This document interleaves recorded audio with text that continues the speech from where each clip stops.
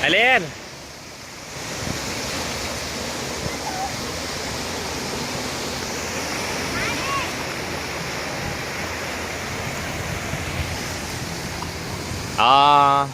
หาดสวนสนจังหวัดระยอง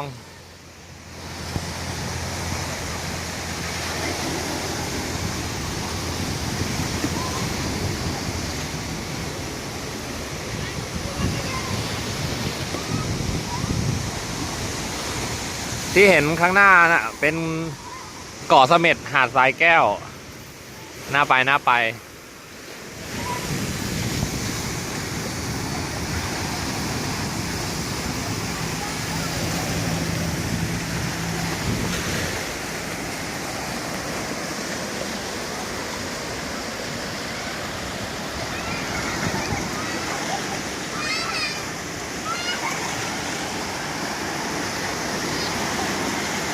ตอนนี้น้ำขึ้นเต็มที่เลยเดี๋ยวประมาณสัก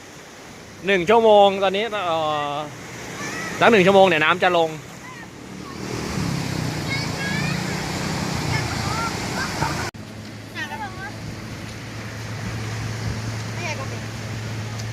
ย้อนแสงมืด